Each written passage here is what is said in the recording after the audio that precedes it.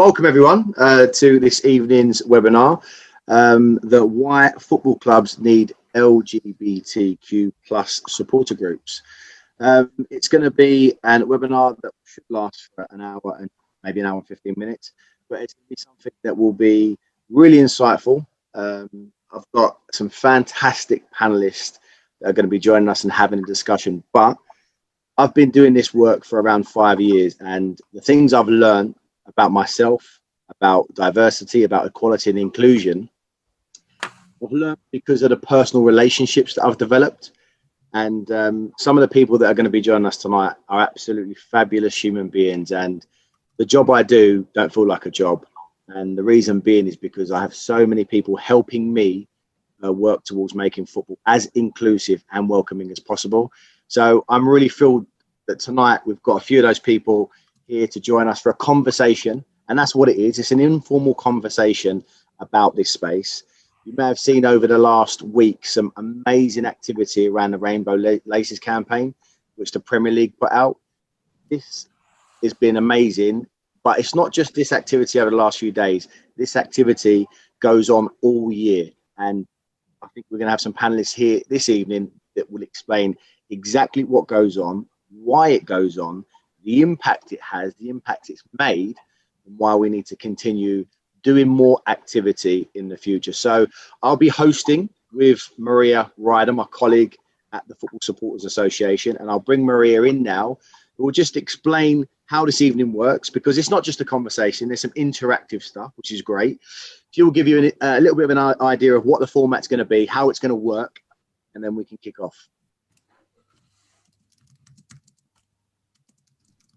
Over to You're on mute, Maria. It had to happen sometime this evening. Thank you, Emma. Okay, so this evening's discussion is designed to be a safe space where we can learn from each other. Everybody's welcome to ask questions, and we ask you to use the chat function to do that so we can see. Curiosity, respectful challenge, they're all welcome. We won't use your name from the chat list unless it's really obvious that you want a name check or a shout out. We'll be recording this session because we want to use some of the clips later on to share this evening with more people. But there's part of the evening that we'll stop that recording function, and we'll give you more information on that later. And obviously, if you don't want to be seen, you can switch off your camera for the session. We've got a diverse audience here this evening, so this subject might be relatively new for some people, and of course we've got others who have been visible and vocal in campaigning around LGBTQ plus rights for many years. So the aim of tonight really is to enable and empower people who are new to this space to have the knowledge and the courage to be a fantastic ally. So we'll be using the chat function tonight. There's an annotation function which we'll talk about shortly, and we look forward to the debate. So the panel, like I said, when we discussed doing this last month, we had a webinar around Black History Month, and we discussed things that I think are prominent and topical. Even this weekend, some high profile incidents. We discussed Rainbow Laces. What happens around that activity? Is it something that we should support? Is it something that is needed? Is it something that's necessary? And I wanted to have a discussion, and I wanted to bring people into that discussion, and I wanted everyone to go home and think about exactly that. And to do that, I thought we'd put together a panel that can really challenge ourselves, our own views and opinions. And I think this panel can actually make us think about everything equality and diversity and give you that real personal insight. Now, like I said, the panel have been amazing for me and have helped me over the last 5 years in my work, but they do amazing stuff for their club, for their fan group, and for football in general. So what we're going to do is we're going to introduce the panel. We're going to ask them to say a few words about themselves, a little introduction, and then we'll kick off with some discussion, with some questions, with some history.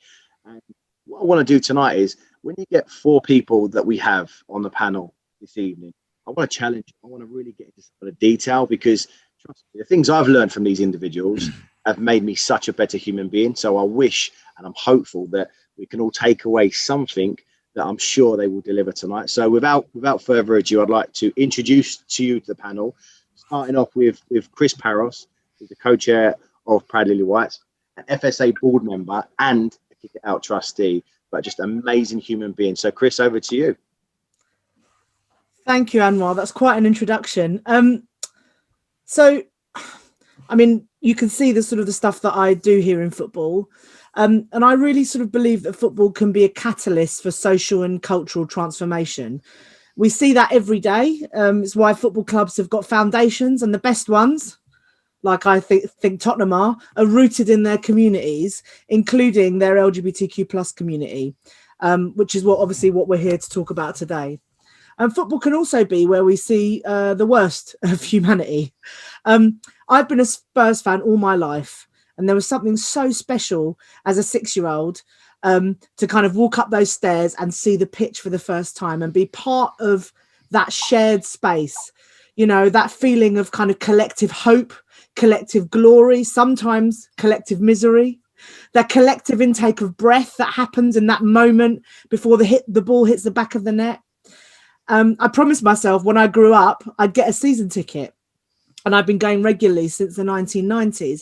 But there was a moment when I fell out of love with football, and that was around the time when I came out, because I just thought actually football wasn't necessarily for me. But what I've just described to you about what we all love about football, I don't want to deny that to anybody. And that's why we do what we do. That's why I co-founded the Proud Lily Whites. And in 2014, alongside the other fan groups that existed at the time, which is Canal Street Blues, the Gay Gooners and Proud Canaries, we co-founded Pride in Football, and we're proud, I'm really proud to say now that there are more than 50 LGBTQ plus fan groups across the UK. And we're having an impact. You can see that in the stands and in our clubs. I mean, Anwar mentioned the Rainbow Laces work that's been going on in the last sort of couple of weeks. And, you know, there's been such brilliant stuff, both, you know, on social media and traditional media and in our football stadia. I could tell you a little bit about what the Proud Lily Whites do, but, you know, you'll get a sense of it. But we have sort of a social, educational and campaigning sort of mission. I won't go into the detail because I obviously want you to hear from the rest of the panel. But there's always more to do. And I'm sure, like everybody else here, I want to put us out of business by doing this work. You know, I want football to make that social and cultural transformation happen, where we're no longer frightened or vilified for being who we are as football fans. So thank you. Really looking forward to the conversation this evening. Thank you very much, Chris. So next we have Daniel Khan. Dan, could you just say a few words about who you support, where you are, and you know, a little bit about how you feel about tonight? We'll go. Yes, so my name's Daniel Khan. I'm 20 years old. I support Reading FC, my local club, so it's great to support your local. And I'm currently living in Cheltenham as I'm studying sports journalism at the University of Gloucestershire. I really want to get into the sports journalism industry and really help increase LGBTQ plus presence within the sports journalism industry. I feel like we're in need for more people like John Holmes and Mark McAdam to really cover some really important LGBTQ plus stories and raise awareness of certain things. As you can see there, I'm a media intern this season at Cheltenham Town Football Club. And as you might have seen recently, I've been really busy producing Rainbow Laces content for the club and really revolutionising their sort of output. I feel like a lot of EFL clubs, they do the bare minimum for Rainbow Laces. But I wanted to show that it's not just about being a big club. It's not about having financial power to produce this content. It's all about having the will and the power to do it. And I've been lucky enough to have some great people at Cheltenham Town who've really been able to help me produce some amazing features. And you can check them all online on ctfc.com. I've been speaking to players, fans. I've been giving my story to the club. And all features so far have been great and really helping share stories. And I feel like Rainbow Laces is all about sharing stories and listening to other LGBTQ plus people. Like, we need to learn that a lot of people have different experiences, and unfortunately, like Chris said, although football's starting to get better in terms of diversity, it does bring out the worst in people. And I think a personal part for me is, as a Reading fan, I went to an away game a few years ago Reading versus Fulham, and a fan behind me shouted a homophobic remark at one of the players, the F word. And that really put me off and really knocked me back, because I never really experienced any of this. I mean, I've heard it all on TV, and it's obviously bad to hear like stuff go on like that. But when you're actually there, it's really scary. And that stopped me going from football for a while. And I had a bit of a breakout thinking, is football really my thing? And I think what really got me back to watching games live at the Majesty Stadium and all over the country is just the fact that I wanted to make a change. I didn't want to just settle for just letting football be like it is now. I feel like we still need to do a lot of work. And I look at the likes of Chris and Tracy and Sam at their respective fan groups and fan communities at their clubs. And I'm quite envious as a Reading fan, because, as I said, we don't have a fan group, and I see all the benefits of having these fan groups. And I feel like every EFL club and Premier League club should definitely have one. So it'll be interesting to get into certain debates about that tonight. And obviously, it'd be great to discuss certain issues within. Why is there a need to have these fan groups? I think a lot of people still don't understand why there is a need. I think people just think that LGBTQ people just want to have a platform so they can just be noticed and get all the fame. But it's not about that. It's all about having confidence. It's all about socializing. It's all about feeling comfortable at games, feeling comfortable within communities. So this will be very interesting tonight to really share people's opinions and thoughts and try and educate some people who maybe don't understand the benefits, because, like I said, as a Reading fan, I'm quite envious of other groups, because I really want the same for my club and all EFL clubs around the country. I feel like it should be compulsory to have an LGBTQ plus fan group. So I'm really looking forward tonight and to listening to some of your points that you raised, and hopefully answering your questions to the best of my abilities. Thank you very much, Dan. I think your personal insight is extremely valuable. I think that's what we need. I think we hear so much about the work and the activity that goes on, but sometimes I think what's missed is that personal insight, how much it means, what can be done, what can we do together. And Daniel, you mentioned will and passion. I don't think I've met anyone that can compete with Samuel Timms's will and passion for Aston Villa and everything football. So Samuel, listen, Sam, fantastic to have you on. Could you give a little introduction to everyone on the call? Yeah, stop bigging me up, Anwar. But welcome everybody. Thank you for having me. Yeah, like Anwar was just saying, so I'm a massive Aston Villa fan. I actually did a tweet today about it, and you're born into a club. You're not, there's people around the world that will go and support a club and find a club that want to go and support. But for a lot of us, we're born into it. And just like that, I'm born into my sexuality and I'm gay. And it took me a very long time to get my head around that. And I still difficult today, because everyone says, oh, someone's out of the closet. No one's ever out of the closet. You still have to come out to new people. And with the whole passion that I have with football, because I live and breathe it, I play it and I support it and watch it. And it sort of gave me the courage. So the first thing I actually did was 5 years ago. I met my partner Gary, and at a football tournament we played in London. I travelled down from Birmingham. I don't have a Birmingham accent. Everyone does ask that. We played a match, and I sort of fell in love with Gary, and we still live together, thankfully.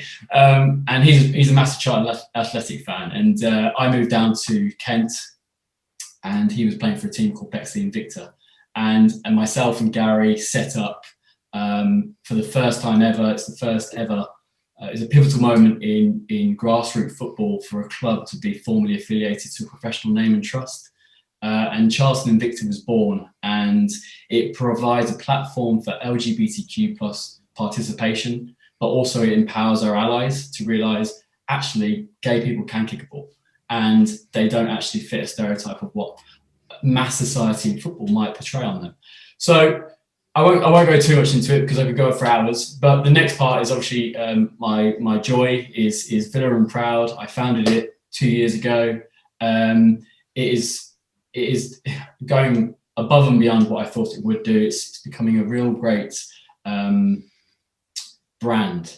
And the brand itself is representative of an LGBTQ plus community, Aston Villa. And our mission is to empower, support and build LGBT inclusion for fans, staff and players of Aston Villa Football Club. And what we need to know as fans is that we have such a great power over our clubs.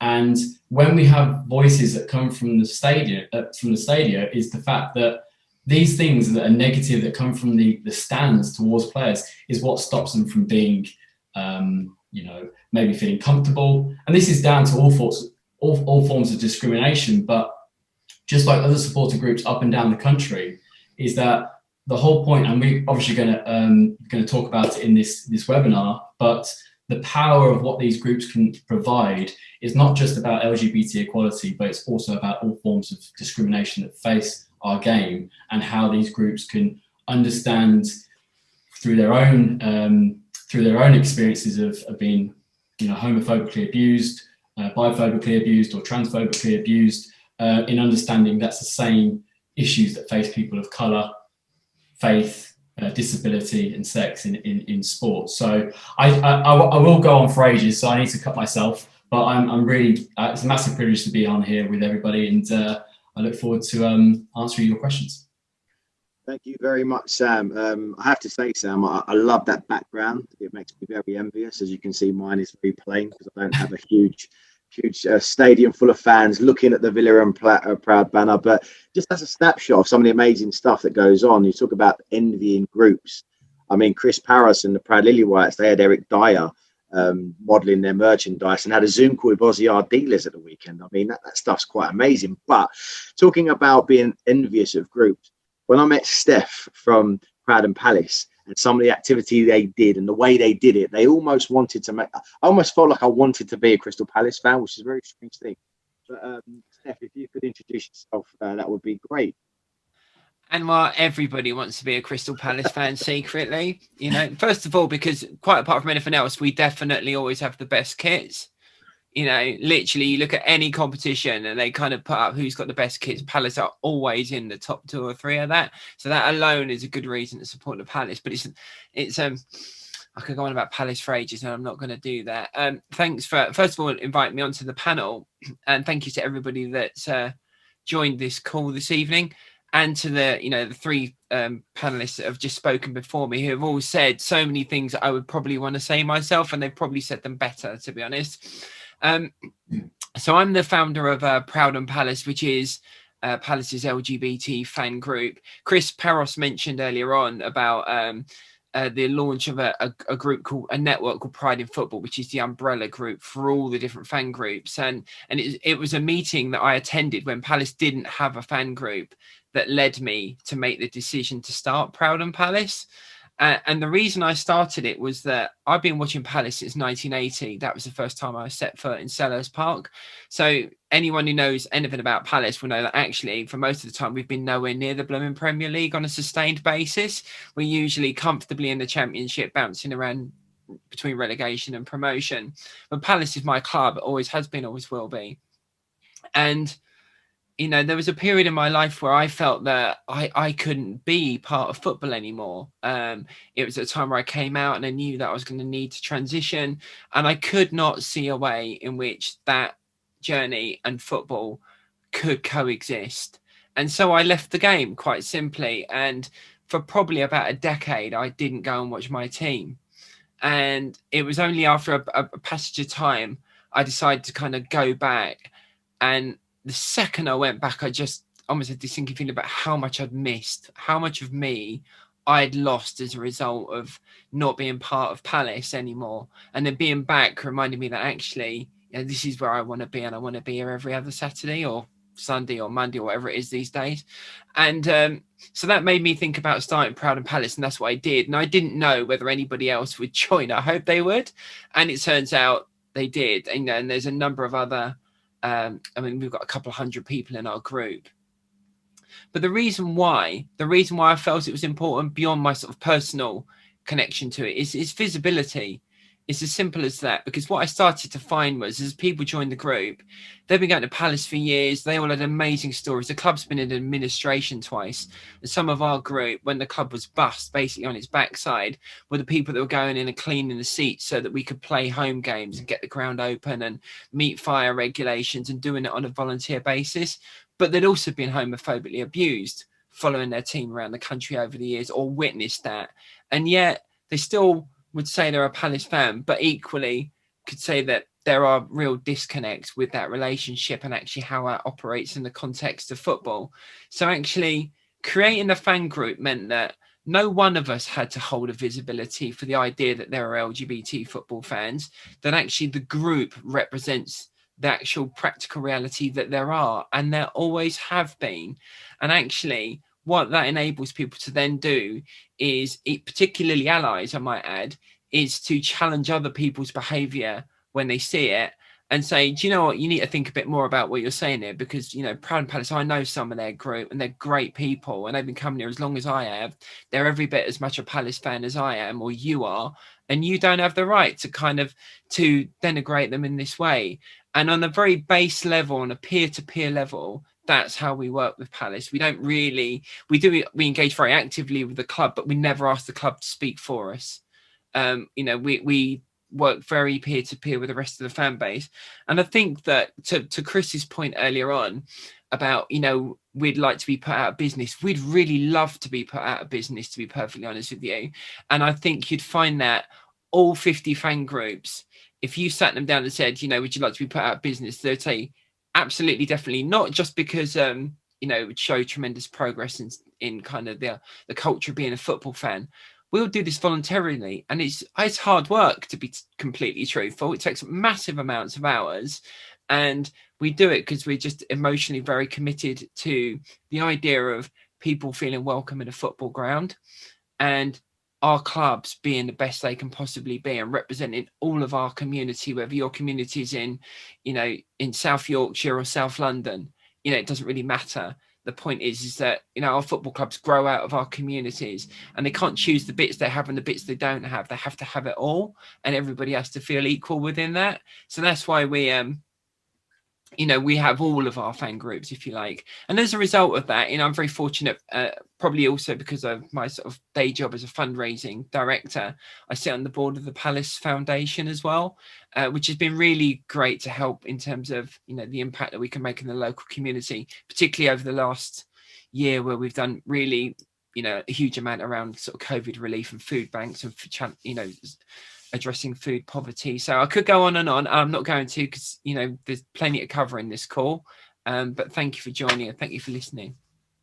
Thank you very, very much, Stephanie. I mean, that was just a snapshot, an insight into 4 people that I could genuinely listen to all the time. In fact, I ring them up constantly just to hear their voice and hear some of their really interesting stories. But just on that, I mean, something that was really receptive to me, like football has given me everything. It's given me a life of playing, of coaching, of managing.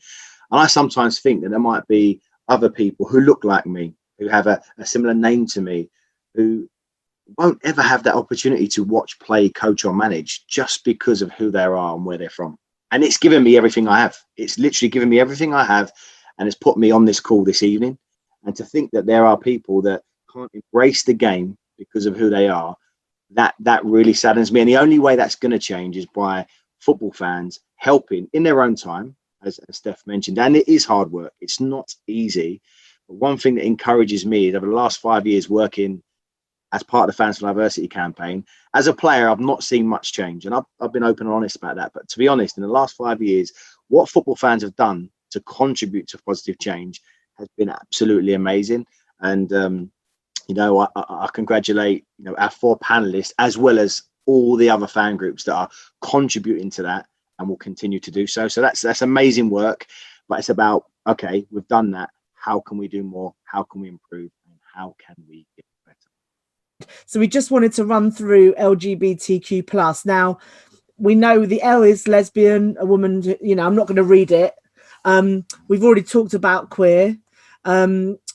We obviously someone who's transgender is a person whose gender identity is different from the sex they were assigned at birth. And obviously you've got heterosexual or straight, so someone who's attracted to the opposite gender. Now, like I say, I'm just whizzing through those because you can read what's on the slides. And I think you may all know what LGBTQ plus, and the plus is actually, there's a plethora of other identities around sexuality and gender identity. A lot of people use LGBTQI. The I stands for intersex. Some people use LGBTQIA. The A stands for asexual, I think. Asexual. And there are lots of other letters as well, but I think I prefer to use plus because I think there's a lot of stuff out there, and also you don't want to sort of limit people, but that's often as well why people like using the word queer, because it's a reclaimed umbrella term for those who aren't heterosexual or cisgender. Just to note for everybody, we've started recording again so that we can share some of the session a little bit. We're going to hand over to Steph just to walk us through a bit. I feel like we missed. Can we just go back 1 second? Just 1 second. So just in the corner, obviously, is the two flags. Oh, yes. So you may usually see a lot. So in the top left-hand corner is traditionally your Pride flag that you'll see a lot around Pride. And we now have a modern day flag, which is down in the bottom left, and you can't, a little bit's cut out, but the actual what's the word? It's the progress flag there. Yeah, but what would you call the chevron that's cut into it? Yeah. That's the word. I was trying to be really, really clever there. So the chevrons there. There's a white one, pink, and blue, and that represents people who are trans. So that would be a trans flag. And then our brown and black is to make sure that we're representing people of colour. So the flag itself is trying to be better representative of a community, because LGBTQ isn't just one community. It will also be an umbrella across people's races, faiths, disabilities, sex, genders. It covers all of it. We aren't just one race or anything like that. So I just wanted to sort of intersectional. That's a great shout, Sam, and I forgot. So thank you for making sure we went back to that, because I think that's the thing, is like you can be LGBTQ plus and black, LGBTQ plus and disabled, LGBTQ plus, etc. So the intersectionality is we're progressing that by using the progress flag. 100%. Steph. Yes, over to me. Right. So who wants a history lesson? Probably nobody right now, but here's a brief one for you. We really just wanted to touch on this just because I think actually it does bring a bit of context to the wider conversation about why the groups maybe exist and where we come from as a sort of starting point. And if you think about the point that sort of Chris has mentioned as well, it looks like we both started going to watch our respective clubs in 1980. So at the same time, 8 years later, 1988, Section 28 was brought in. So I was 18, give my age away at that time. And what that meant is that, education in schools forbid the teaching of LGBTQ plus lifestyles and supporting students in school to even have access to the idea that was okay. In fact, it was illegal to teach it. Now, that is not that long ago. That's really not that long ago that happened. That's happened in living memory, and stuff that happens to anybody in living memory, whether it's failing your cycling proficiency or whatever it is, or passing your A levels. You remember the moments in your life. You remember these things. They stay with you.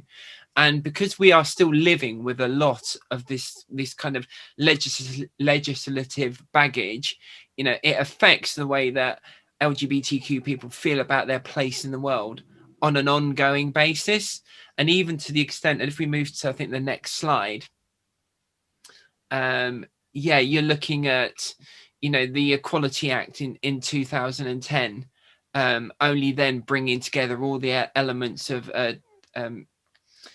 discrimination to include gender reassignment as a protected characteristic. It's not, this is all really in modern history. I think it was 2008, it's not on this, but the World Health Authority I can never say that word, depathologized, whatever it is, homosexuality as being a mental illness. I think that was only 2008. It's not that long ago. So there is still an awful lot of stuff going on in the world which isn't right. And actually, we're looking at we all want our football back no matter who we support. But already, if we were thinking of going to the World Cup to follow our nation, it's going to be held in a country where we're not legally allowed to be who we are. So there are so many things that are still not right. And actually, football fans, as I say, go right back to 1980 when Chris and I were going to matches. There were people going much longer than us, that are LGBT, would identify themselves as LGBTQ. They had no stake in the game. They had no identity within it, and they weren't considered. And actually, what we're trying to do is just make people understand that, we've always been part of the fabric of the game. And actually, we want to continue that, but we want to just have more equality within it. That's all. Not more than anybody else, just the same.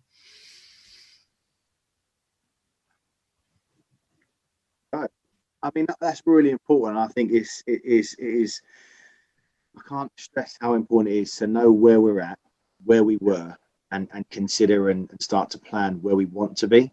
I take heart from the fact that the clubs I support and I played for, now have the pride of Irons, and having conversations with fellow West Ham fans. It's like, wow, that's amazing. That's brilliant. That's great. Now we've got one like Spurs and Proud and Palace, and these are the conversations that I'm enjoying, and they're all down to the work of football fans. But that's our questions. And I think, Sam, if you would be so kind as to answer this first question for us, and then we can share and see what the other panelists think. But do you want to take this one for us? Yeah. What has your sexuality got to do with being a football supporter? Well, I mean, we sort of covered it a little bit. The thing is, your sexuality is, it changes through different. So basically, let's say your sexuality is a bubble right here, and let's say that you're watching a movie, your sexuality just sort of goes really small. You forget about being gay or bisexual or trans. You forget all about that. You're just watching a film, and it sort of happens the same at football. But what does happen is that the words, and we were talking about the vocal side of it, it starts to make you feel actually uncomfortable. Maybe you're around wrong people that if they were to see you. So let's say for the panelists that are on right now, and people to see all the great work that, Stephanie, Anwar, Daniel, Chris, Maria are doing. And I know Maria and Anwar are allies, but let's say out of the four of us, people see our faces and go, that's that puff, that's that gay guy, that's that faggot, that is something that always worries me. And someone's sexuality is then something really big in football. And people who haven't experienced football, walked away from football, walk back into a stadium like Villa Park, are worried because, what if they're openly queer? What if they are experimenting with makeup on their faces? And that's them, that's their authentic self. You should be able to turn up to work, and you should be able to turn up to football exactly the same person. You shouldn't ever have to change. And unfortunately, I changed the way that I am in a game. I don't know what it is. If someone was to record me, I guess I'm like, I make sure I drink a beer, and I wouldn't want to have a glass of wine. And it's not the fact that I'm thinking someone's going to call me something. It's just I'm worried that if something was to happen, it takes me back to when I was at school. And when I used to play football at school, and I was in the changing room, my friend Miles said to me, what girls do you find attractive? And I was red in the face. I felt like I was burning up. And that's exactly how I still feel today at times when someone tries to call me out or sort of give away my sexual orientation or ask me the question and go, you've got a girlfriend, right? If I'll be next to a Villa fan and look, there's lovely Villa fans that I sit, and obviously we know in different parts of the stadium, you're going to sit with a bit more family-oriented parts of the stadiums. And the thing is, a lot of people are like, oh, right, I didn't think you were gay. But I just don't know the person that I might be sitting. And the person in front of me, obviously, like I said in this call, we had to report using the word faggot 3 times. Imagine what I had said to him, but maybe he might have been, oh, sorry, but he wouldn't have used that word after. It's a really interesting conversation to have. But as a football fan, football players that are playing on the pitch are also football fans. The staff that work at the club are also football fans. And they are turning up.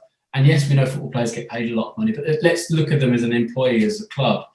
They still want to turn up into an environment that feels safe and welcoming. And that's the same for a fan who pays their money to go and watch a game. They should feel safe and welcomed as well. So I won't go massively into it, because I know that all of us could talk about this for about, the next 10 years, okay, quite easily, and we would still enjoy it. But I will move on with the slide from that, unless anyone has any questions.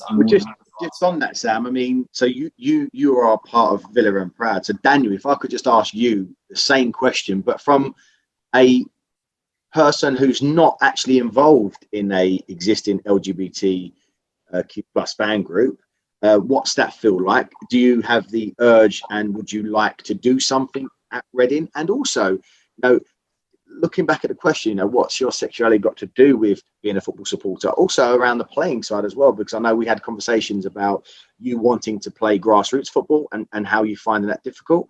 So Daniel, maybe you'd like to share a little bit of that?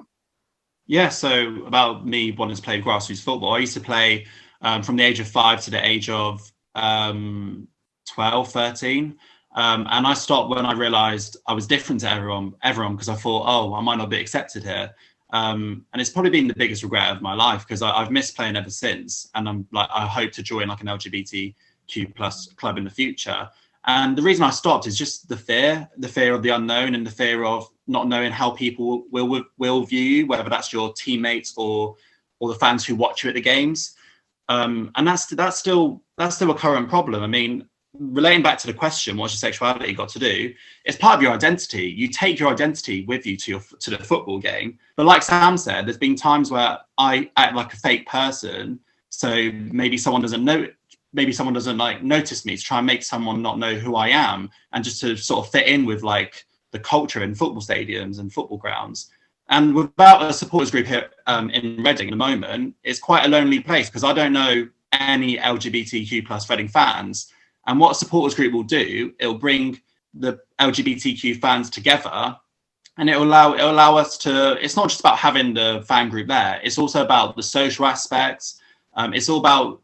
There's a whole package that comes with having a fan group, and I'm really passionate about it, and I really want to, in the near future, definitely get involved with setting up one for Reading FC. Yeah, definitely. Like I said at the start when I introduced myself, I haven't experienced directly homophobia, but I've experienced fans giving it to players, and it's not a nice feeling. And there's still so much we've got to do to really make fans like myself be able to go to football games and not put on a fake face. And that starts with, for me, having the presence of a fan group, so you can talk to people like yourself who are in the same situation, and see if you can find a way where you can all be your unique selves and not get too much criticism for it. I mean, like I said earlier, I've been working with Cheltenham Town, and one of the features I've been doing with a Cheltenham Town fan, he got homophobically abused by one of his own fans on an away day a few seasons ago.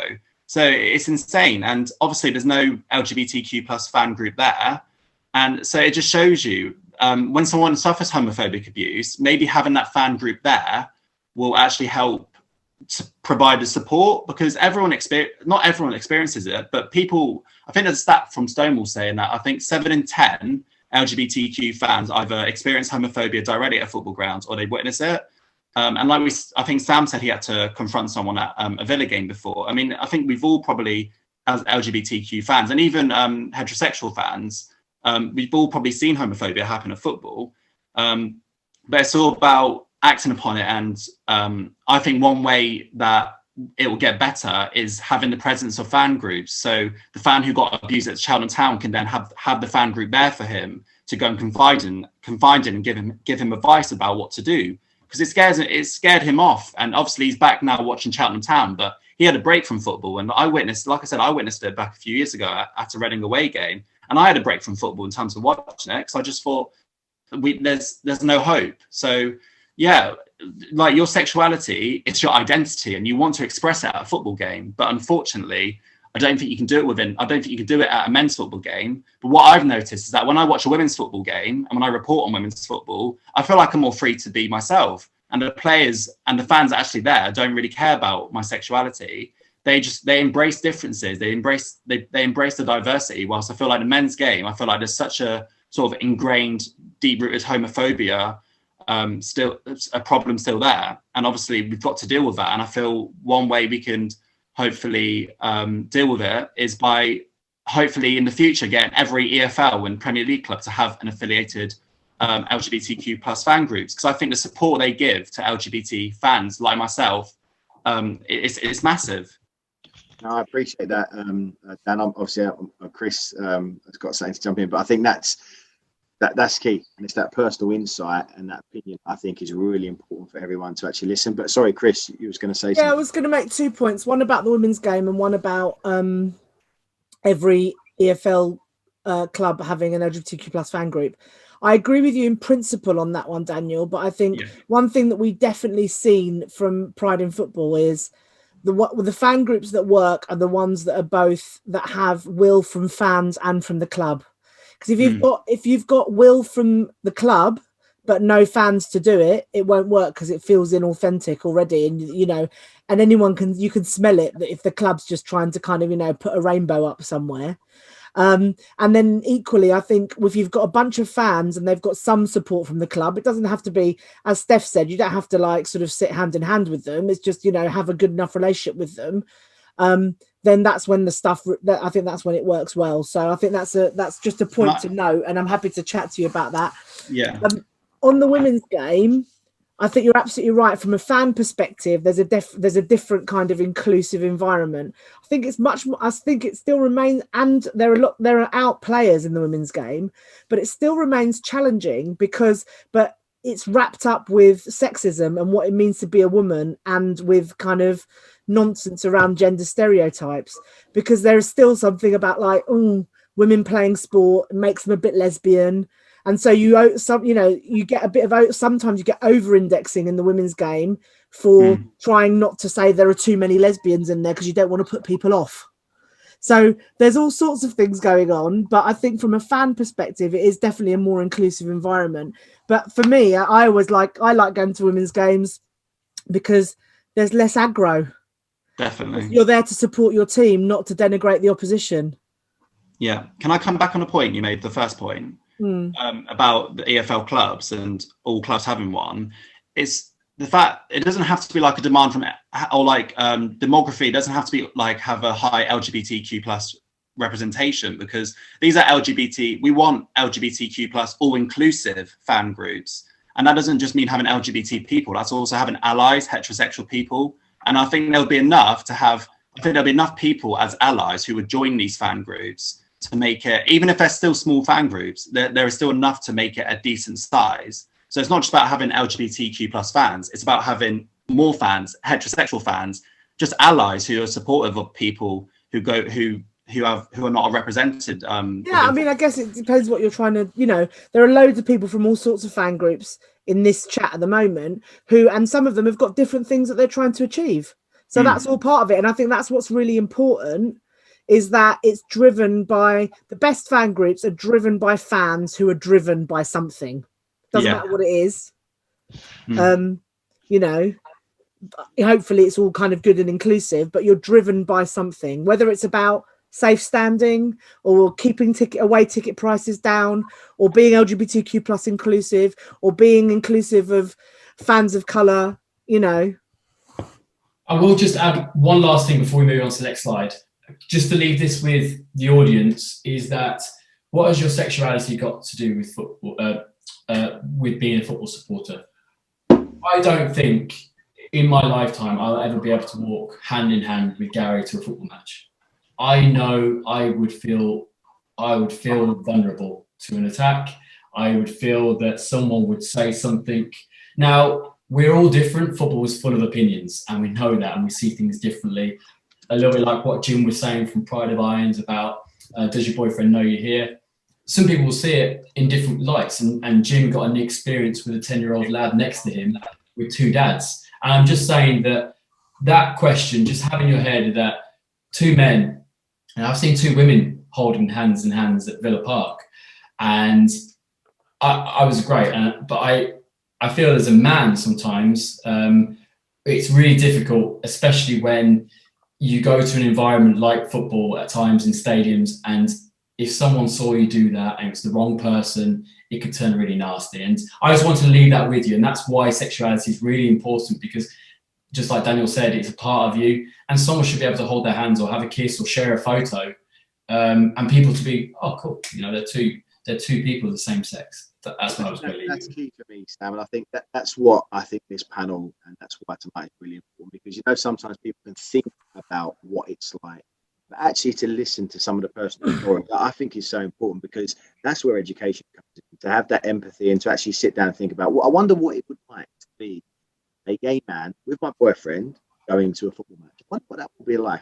What would that be like? How different would that be to my everyday match day experience? And I think that's what it's important that we get fans to just think about differences. But it's now time for a poll. I think, Maria, we're going to explain how we're going to do this. Sorry, I was sneezing. Bless you. We'd like to ask you a question which you can answer in a poll form, and the poll is going to be put up now, so you can read. So what percentage do you think of people have had to hide or disguise their sexuality in this case at work? And it just pulls into that whole narrative about what has your sexuality got to do with being a football fan, and we've just touched on that. It's about somebody's whole identity and being able to be themselves in what should be a fantastic and free environment to just enjoy your team and being with the people that you want to be with. So click on the percentage you think it is, and we will see whether you're right or wrong. You should be able to just click and submit. Hopefully. Can everybody see the poll? Yep, I've done mine. There's four left. I've done mine as well. I can't see the answers. The poll's disappeared from my screen, so I can't see what you've said. Oh. Just like magic. Just like magic. Well, 3% of you will have to sit in the naughty corner for getting it wrong. So yeah, it's a huge. I think that's huge, actually. That's nearly 40% of people. So imagine that. You know, it's nearly 1 in 2 people who have to hide who they are at work. And it's about those conversations. Sam, for me, kind of Sam touched on it. It's about those questions about your personal life or what you're doing away from work, and how that impacts on how you might have to, or feel that you have to answer a question, and that awkwardness if you don't want to discuss that with the person that is asking for lots of reasons. So it's about that. It's exactly the point that Sam made much earlier on about you know, coming out isn't kind of a one-time deal.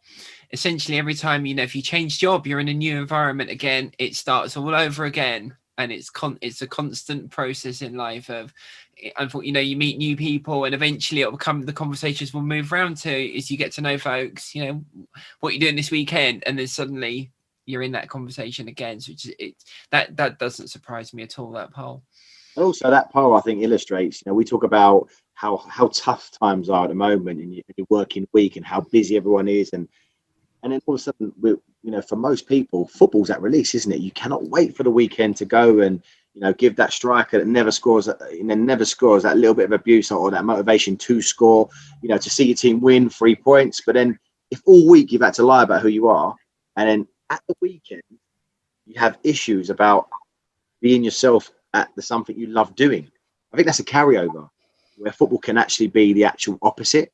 And again, that's just something to think about, because there are so many people that are living that life every single day. I know we've Anwar, take it away with Fans for Diversity. So for everyone obviously on the call, for most should know about the Fans for Diversity campaign. Just a reminder that everyone on the call, hopefully you've joined the FSA. It's free to join as an individual member. If you're part of a group, I'd encourage your group to join as an associate or affiliate member. But first and foremost, the Fans for Diversity campaign has been, for me, an absolute joy to be involved in, and it's given me the opportunity to work with football fans all over the country. And I mean, the 4 pictures there illustrate some of our recent work, some of the stuff that we do.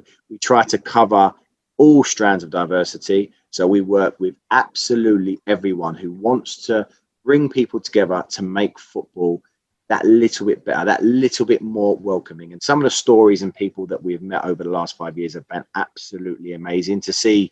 You know, I mean, as a player, I played at Bradford Stadium for 6 years, and I never saw an Asian face in the terraces. When there was a throw or a corner, I'd literally be looking around, looking for that Bangladeshi person watching me, and I never saw it. 6 years later, through the campaign, I've been to watch Bradford games with Bangladeshi boys and girls and aunties wearing hijabs who, funny enough, when we watched Rochdale against Bradford, I was watching it with an auntie who celebrated when Rochdale scored. I had to tell her to calm down and not actually do that because that's not Bradford. But she didn't know. And this is something we take for granted. I mean, how would we know? How would she know? How did she know what colours Rochdale and Bradford play in and the historical context of it all? But this is the beautiful thing about football. And what we're all doing on this call, what we will continue to do, is open that door for everyone. We don't want to force people to be football fans. You know, for some clubs, being a football fan of some clubs is quite hard work actually. But what we want to do is make sure that door is open. And something that always used to sadden me is I used to get people say to me in East London, like, I drive past Upton Park, I walk past Upton Park, I've never been in Upton Park, and I love football and I support Liverpool. And that's heartbreaking to me. So for me, how can we get our communities more involved in the stadiums in which their cities and towns sit? How can we get them watching? How can we get them buying a ticket? And even better still, how can we get them joining our fan groups, joining the trust, the traditional fan groups that we have, joining whatever group they want so they can watch and enjoy a game of football with great like-minded people and feel part of something? Because as we've discussed and we've touched on in this call, there are so many people for a various array of reasons that feel that football's not for them. There's a little bit of fear, there's a little bit of nervousness, but everyone on this call knows what football has given them and knows how good it can be. So I want to make sure as many people as possible have the opportunity to embrace the game like we all do. So that's what the Fans for Diversity campaign is all about. And I urge everyone to get involved and help us continue the work that we do. I'm just going to pick up on there, if I may, because we've got only about 6 minutes left. We're happy to, I'm sure we're happy to run over. If you need to go, then please feel free. We'll be putting some of the webinar up on social media in due course after this, so you can catch up on it. The question too, we were talking about why do we have to see rainbows around the stadium, and that's some of the comments we get from I'm sure everybody's seen on social media from other fans that kind of bleat on about why do they have to kind of keep doing it.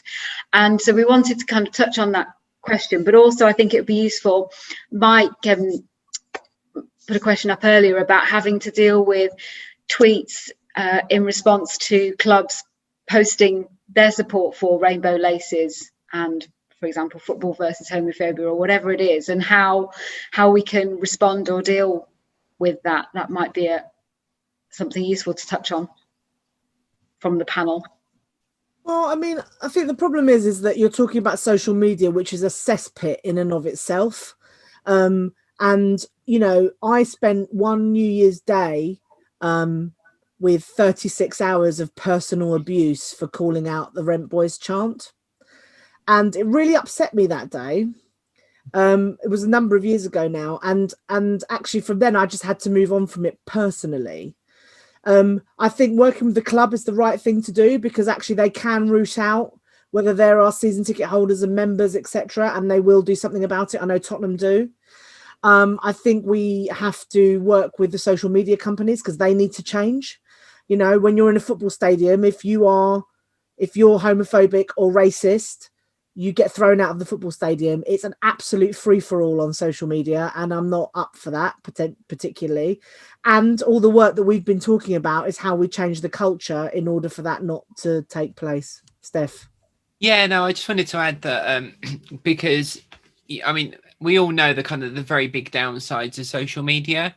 And I think the clubs have got pretty good actually at dealing Yeah. with the trolls around this. I think that it's almost one of the beautiful things about football actually is that because it is competitive, the social media teams seem to be as competitive as the teams on the pitch. Yeah. And they almost like they quite like putting a troll away actually, and they seem to have almost developed it. I imagine there's probably a book in this, to be honest, in terms of social media putaways by football clubs, social media teams. But why? Why do you have to see rainbows around the stadium, and how does social media sort of play a part in that? I think in a way I can perhaps give you an example of where it works positively. So anyone who sort of knows a bit about Palace will know that historically our sort of rivals, actually our main rivalry is with Brighton, and we knew they were going to be coming back into the Premier League, and there's an awful lot of Palace's songs are rooted in homophobia around Brighton and around the town of Brighton, and that rivalry, and we were apprehensive about how this was going to work out, because we knew that we hadn't played them, I think, in the league game for something like 14 years, so it'd been a while, and there was a lot of anticipation around the games, and we decided that often there's this language of these rainbows washing of stadiums is all part of our gay agenda, which is hilarious because obviously we all got the book with the gay agenda that we regularly meet and discuss it. And we thought, how do we address this? And I think it's really important to understand that the people that are members of LGBT fan groups are football fans first, and then in the context of being a member of that group, and then LGBT second. And we wanted to call this out ahead of time. So what we did is we came up with a sort of PDF statement as Proud and Palace, which had a hashtag on it, which was 99 reasons to hate Brighton, but homophobia isn't one of them.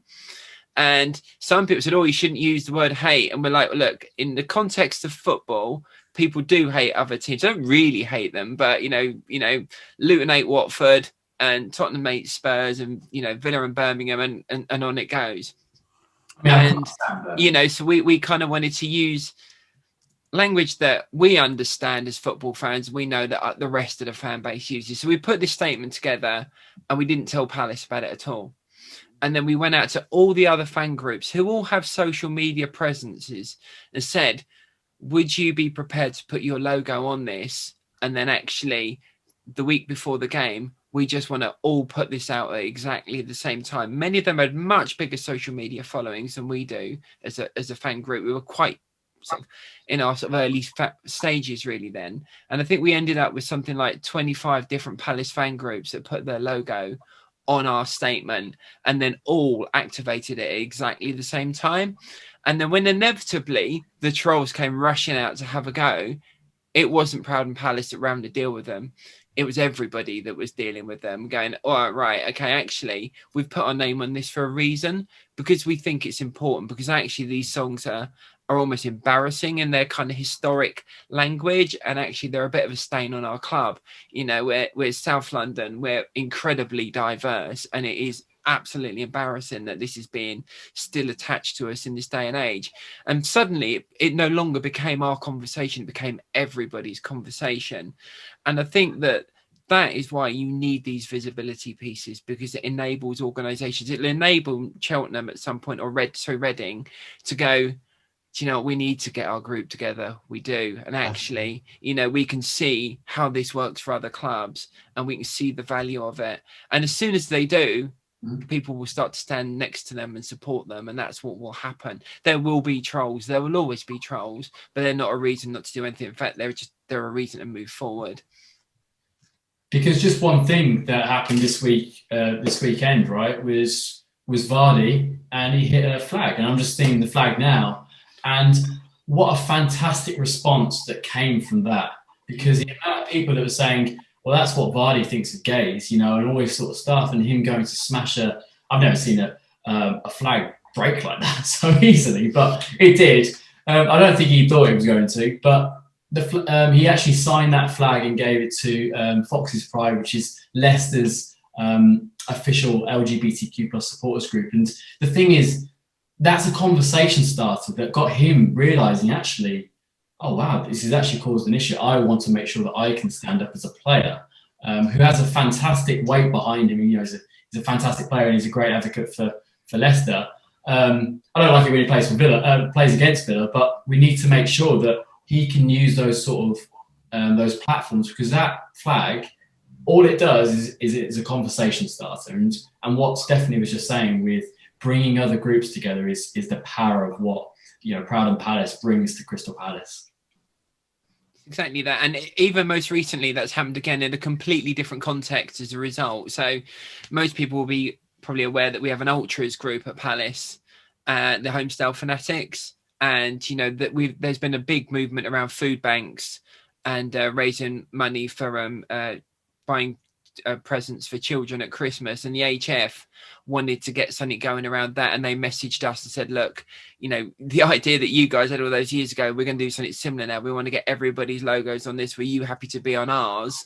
And we're going to put something out about actually raising money so that children in the local community will be getting a present this Christmas. And again, so that just shows the kind of connection between the groups. And that's what it is. It's reciprocal. It's not about actually just help us on this one issue, because, you know, we're part of a community on every level. This is just part of it, but it's a part that we need to address. And that's why it needs this little bit of visibility once a year from the sort of Premier League and Stonewall, if you like. But the rest of the year, all the fan groups are there doing the hard work.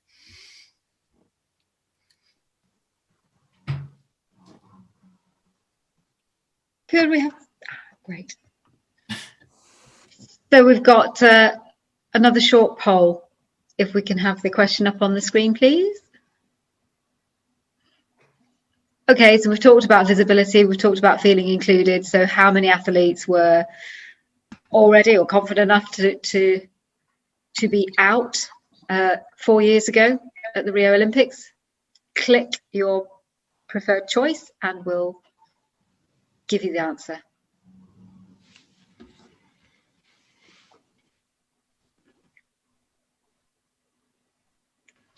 Interestingly, I don't know how many athletes there were in total at those Olympics, so I don't know how the number compares.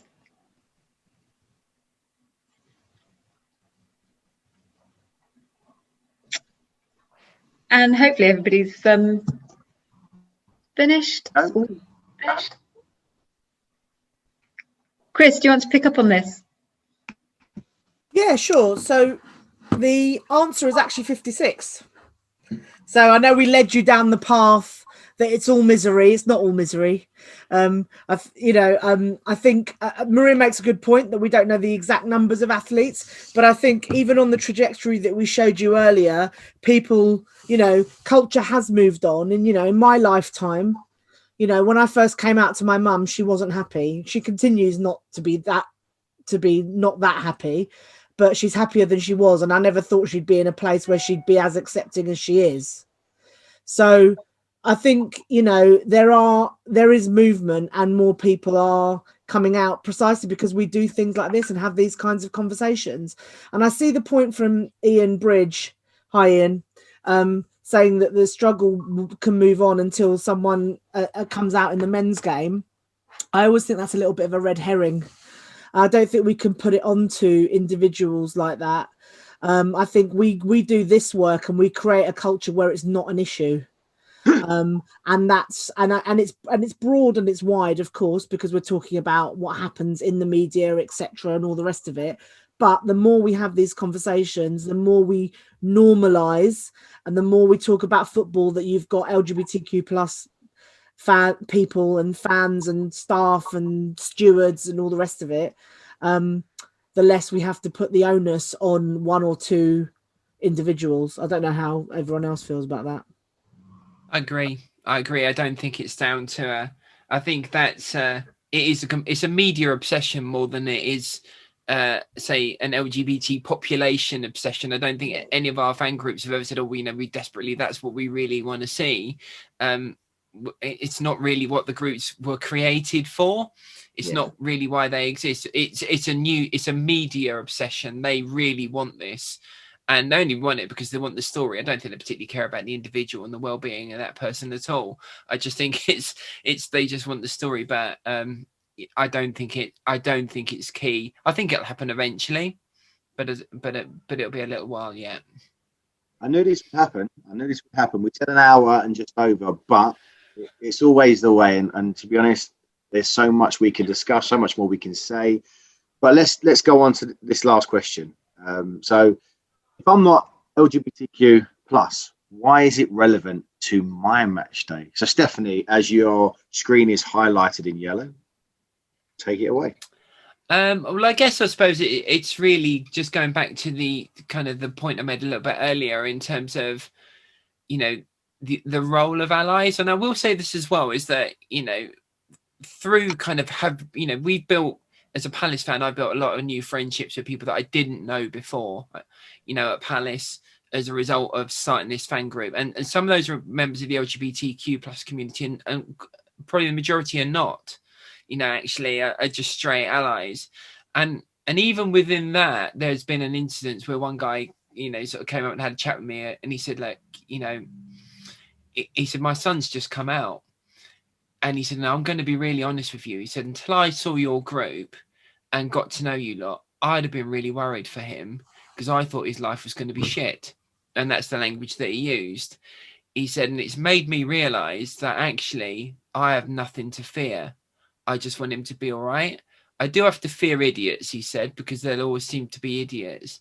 He said, but I don't have to fear that he will be loved, or that he will have a good life, or that he will have friends, or that he can enjoy his passions or anything like that. He said, and actually meeting your group and getting to know you all is completely removed the idea of why that's a problem for me. If I'm worried about anything, it's just how some people might treat him along the way. And I guess that's why it might be relevant to your match day, because actually we're all part of someone's family, every single one of us. So, you know, you don't know at what point somewhere in your friendship group or in your family group or in your workplace, you're going to encounter, if you haven't already, a member of the LGBTQ plus community, and how you respond to them is going to affect how you feel about yourself as well. One thing I have to, you know, having been involved with individual groups that wanted to set up a new group, it's always an amazing feeling when, for example, this weekend, so I don't know if many of you have noticed, but Bonds for Diversity have launched at AFC Wimbledon at the weekend, and so many groups they launch, they get their logo, and they create a Twitter and Facebook account, and it's like, right, we're live, and all of a sudden it's like it's almost like we're open to the barrage, whether it's good or bad. But my point is the power of a retweet, the power of a comment. And I'm just talking about, you know, if you're not LGBTQ plus, your club starts a fan group. That supportive message, I really don't think people realise how powerful that is. No. Great to see. Well done. How can we help? How can we support? That stuff there goes a million miles. And I've seen it firsthand. I've realised that, you know, what that can be. And I mean, Daniel, just to bring in you know, you're saying about potentially maybe starting a group or being involved in a group, talking about non-LGBTQ plus fans. I mean, how would that make you feel if you did start something and that's the kind of vibe you're getting from fellow Reading fans? Yeah, it's like the role of non-LGBTQ fans in terms of making my experience feel enjoyable at a football match, and it's just showing your support and showing that people like myself are welcome to games. People like myself, we embrace the differences. I think that's the main message that I'd want non-LGBTQ plus allies to show, is that I don't have to, like, from their perspective, I don't have to be LGBTQ to get involved with this group. I want to help people who are LGBTQ feel comfortable at football matches, and that's the main role of non-LGBTQ fans on match days, is by showing support, and showing support can lead to social change, and then it's like a, what do you call it, like a, I don't know what you call a phrase, but it's like an effect where it just keeps going on, and that can then lead to more groups being set up, and it can lead to it might lead to a player coming out because they feel like most fans are actually starting to come on board with people being their unique selves. And it's all about, for me, for non-LGBTQ plus fans, it's all about, you don't have to be actively involved, but just showing your support for these groups and these fans, it makes a massive difference to myself. It makes me feel like I'm welcome. I feel like that's one of the messages that I haven't got so far from many non-LGBTQ plus fans at Reading. because we don't have a fan group and we don't have that presence there.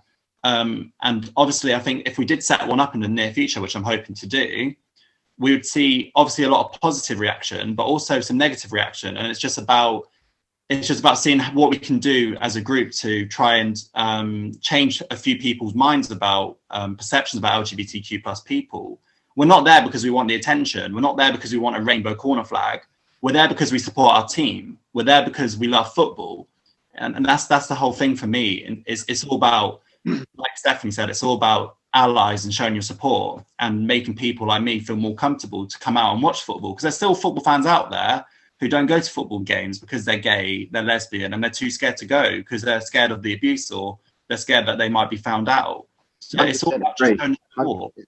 100% agree. I mean, Sam, I have to bring you in on this because at Villa, there are now quite a few fan groups that have sort of sparked into activation over the last 2-3 years. You've got Villains Together, you've got the Punjabi Villains who, and these groups are really good on social media. But one thing I love about what you guys have done at Villa is that you're working together and you're doing things together. You're at each other's events. And I think that's really, really important, because it's great to have groups in isolation, but actually it's about supporting each other. So the fact that when I came and spoke at your event, which is brilliant, up in Birmingham, the fact you had the Punjabi Villains Together and the Sati Villains there together, the fact that I went and met a group of 30 Muslim women and took them to their first game. I was accompanied with Sam, Villa and Pad, and we'd done that together. Now, for those 30 women, it was their first ever experience watching a Premier League game of football, and they will remember that fondly. And they remember that, you know, Sam from Villa and Pad and Anwar from the Fans Diversity campaign, you know, took them to the game and shared that experience with them. So, and I know, Sam, that's really powerful what you do at Villa, and I think it's, yeah, just to bring you in on that. Yeah, no, thank you again. Allyship is, we can all be allies. And I remember asking these questions at CBDB training. Sorry, I need to fill my glass of water up. Training at Charlton and asking what is an ally in football. And one person answered the question and said, "Oh, it's supporting someone who's LGBT in football." And I was like, "You're not right, and you're not wrong. An ally is making sure that we can support someone's differences, different to our own, that are subject to discrimination." And we need to, I think this is what we do really well with the LGBTQ plus communities in football, is that where I think Stephanie and Chris will agree with me, is that we can't force it across people to go, "Oh, we need to be doing LGBT equality." Like, we need to find a way to have that conversation in different aspects of society. And we talk about racism, because one thing we spoke about before was intersectionality. So if you remember that LGBT people can be within all different races, sexes, disabilities, genders, and we need to make sure that we are diverse. And one thing I do really well at Aston Villa, which I'm really proud of, is talking. Well, we have a campaign called Villa Allies, which is going into its next stage in 2021. And it's a campaign that really tries to empower the everyday fan. And when I say the everyday fan, the person that sort of gets the finger pointed at them, I'm trying to get it in my head to go, how do we empower the allies to support Villa and Proud, Villains Together, Punjabi Villains, and every Villa fan that turns up and player and staff member at Aston Villa? Is this person is a white English male and is heterosexual, and they are accused of being homophobic, sexist, racist, ableist, and all this sort of stuff. And what we need to do is get to a point where they go, the way I use it is that I want to see Dave in a pub around Villa Park wearing this Villa Allies top, and everyone will be looking at him going, "Dave, what are you wearing?" And I'd be like, "It's my Villa Allies top." "Well, what's that?" And it's like, "Well, it's different to my own in Villa Park." And I'm like, that's where I wanted to get to. Now, in my head, I'm like, this is what it's going to be. But we know that football's not always like that. So I think, given the time, what I would advise to everybody is, if you want any help or information about what we've discussed this evening, is to contact Anwar. If you need to just go to the Football Supporters Association website click on Fans for Diversity, or use the contact page on the website, or find Anwar on Twitter. And I would just like to say, if we can go to the last slide, there's some contact details for everybody who's been on the presentation tonight. So I'm just battling with another presentation in my other ear. And just to say thank you to Chris, to Sam, to Stephanie, to Daniel for joining us, to Bic for putting together a great slide presentation, for Chris for some of those the information on the slides, and to Deborah Dilworth from the EFL and Women's Game Network, and to everybody for joining us. Thank you very much.